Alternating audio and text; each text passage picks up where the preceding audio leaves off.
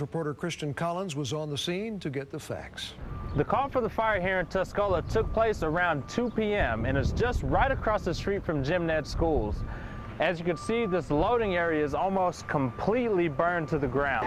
I was very excited. When you finally started getting used to it, you're getting pretty quick. Do you think you're going to keep getting faster and better at that? Yeah. We tried to speak with them, but didn't have any luck. Would you guys be able to give any comment about the...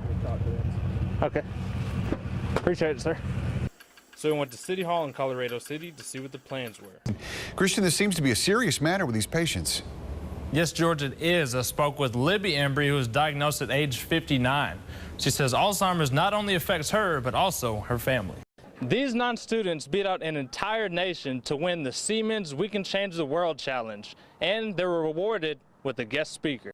Highway 8384 is near solid ice just outside of Tuscola. As you can see behind me, 18-wheelers and cars have had trouble on the road and have pulled over for safety.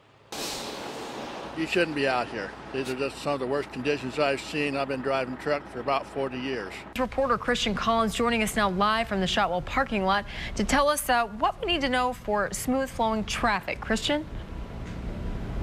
Brad, the traffic has really started to pick up now as the game gets closer. People already making their way out here to the stadium as well as the fair, and the gates just opened actually. 10 years ago this week that Frontier Texas opened their doors. Thousands of visitors have toured the Old West exhibit, and they hope that many more will. With the recent rain, tall weeds and grass have become a problem around the city, and if yours is over 12 inches long, it could cost you. We were over here. Randy Rich was in town for the holidays visiting family right behind the fire. Noticed some bright lights shining through the back window and looked out to the back and saw the blaze. A few parks have seen upgrades around town recently, including this playground at Redbud Park.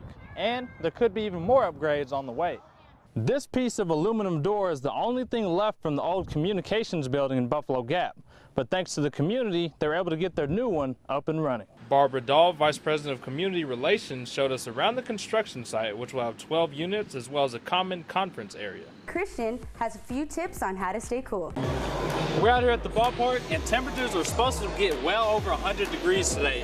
What can fans do to keep their cool and enjoy the game here?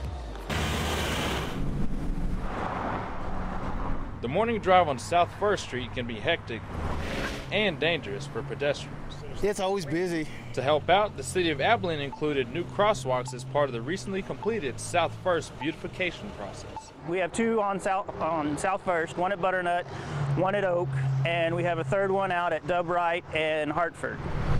The total project for the enhancement was $1.2 million. Of that, $180,000 went to the improvements at the two intersections here in town. Why so much?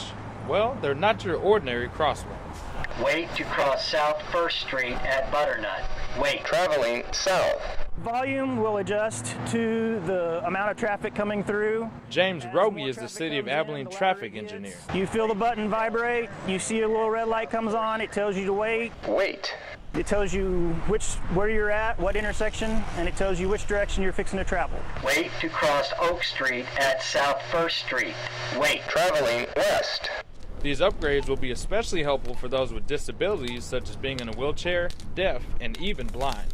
Mary Kendrick has been completely blind for 20 years. I'm very excited about it. I know other of my blind friends are excited about it and hoping that we'll have it in more areas. We went with her as she tried the crosswalk out for the first time. I'm going to press this and then it will tell me when.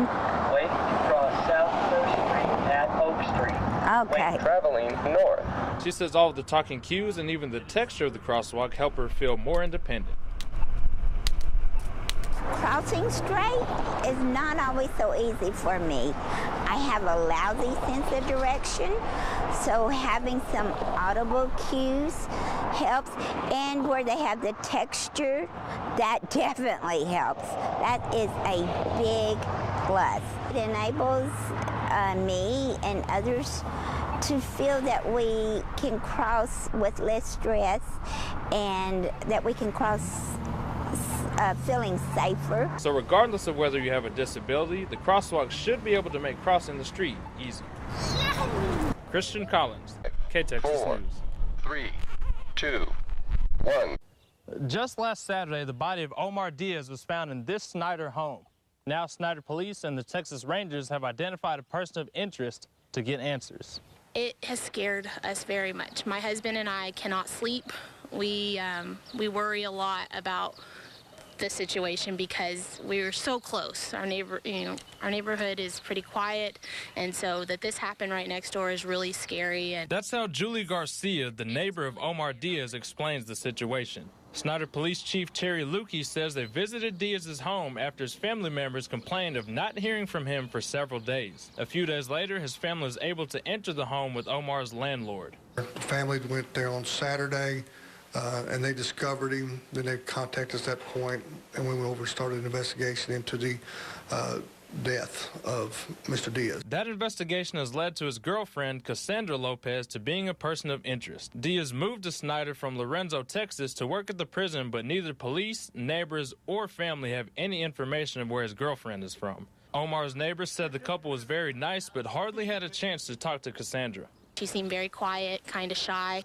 Also missing from Diaz's home is his red 2004 Pontiac Grand Am, who his neighbor says has been gone for several days. Diaz's neighbors spoke with his family and says they are patiently waiting for answers. They're just very distraught. They're very sad. They don't know why this would happen. Not much is known about what actually happened in this home, but police and the Texas Rangers are continuing their investigation. I'm Christian Collins. And I'm Carrie Byron from Mythbusters.